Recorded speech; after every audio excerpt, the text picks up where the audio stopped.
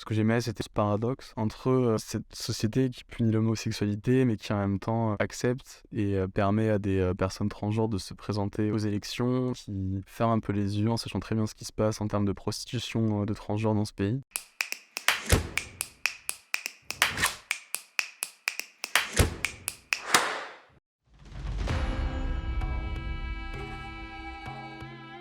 Alors, je m'appelle Lucas Barioulet, j'ai 26 ans, j'habite à Paris, je suis originaire d'Angers et je travaille comme photojournaliste, photographe documentaire. Et après avoir couvert le Covid pendant toute l'année 2020, j'ai décidé début 2021 de partir du coup au Pakistan réaliser cette série, The Land of the Pure.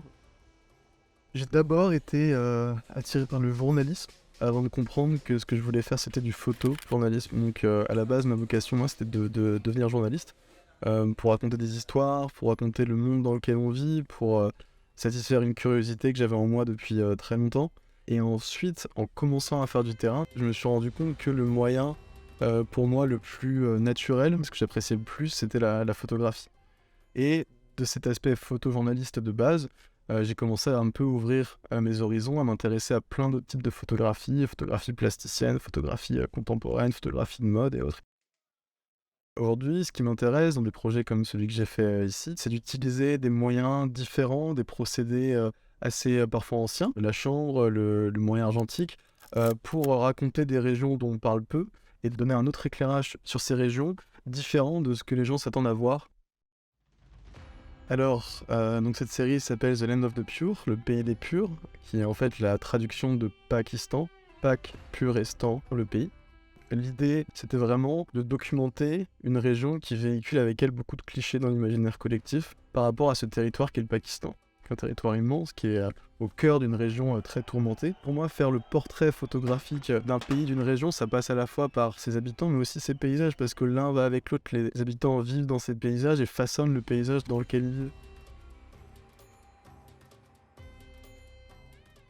Ça va être aussi la jeunesse, ça va être cette question des transgenres, ça va être cette question des différentes régions, des régions plus reculées, de la place des femmes, de la place des jeunes, du système politique, de la beauté de ces paysages aussi, qui sont aussi dramatiques parce que souvent au théâtre soit d'affrontements ou soit de catastrophes naturelles.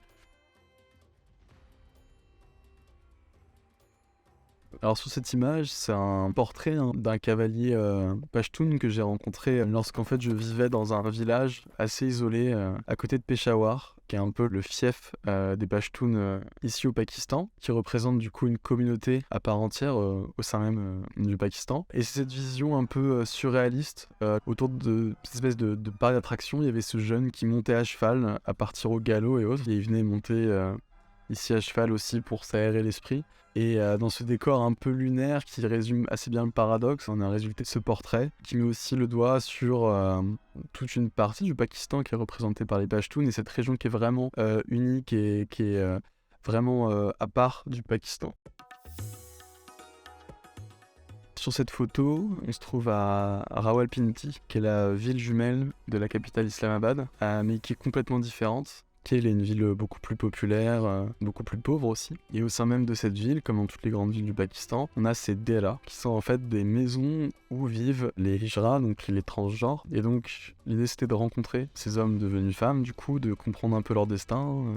Et après avoir parlé longuement avec les différents hijras à l'intérieur, je parle un peu de l'idée de faire un portrait. Et c'est accepté, dans ce cas-là, on respecte la volonté d'anonymat en tout cas de son histoire, de son nom de la personne, sachant qu'elles ont toutes quasiment adopté des pseudos une fois qu'elles sont rentrées dans cette maison. Et donc en fait on monte sur le toit de la maison et ce que j'aimais c'était du coup d'avoir un minaret derrière qui montrait vraiment ce paradoxe entre cette société qui punit l'homosexualité mais qui en même temps accepte et permet à des personnes transgenres de se présenter aux élections, qui ferme un peu les yeux en sachant très bien ce qui se passe en termes de prostitution de transgenres dans ce pays. Et donc c'est des destins assez tragiques.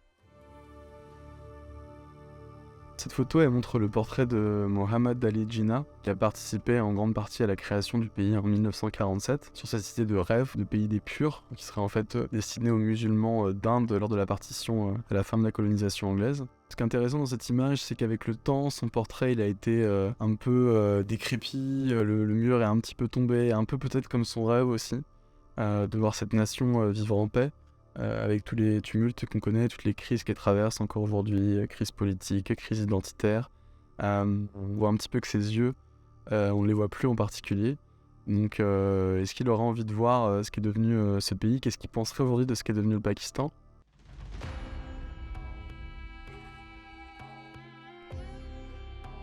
Les photos reflètent des fractions de 1 centième de seconde sur place, mais en fait, on parle d'un reportage qui a duré 3 mois, avec tout ce qu'on ne voit pas sur les photos. Et donc, que j'ai décidé ou pas de montrer en sélectionnant les photos, en faisant l'editing. Mais oui, c'est un tout global.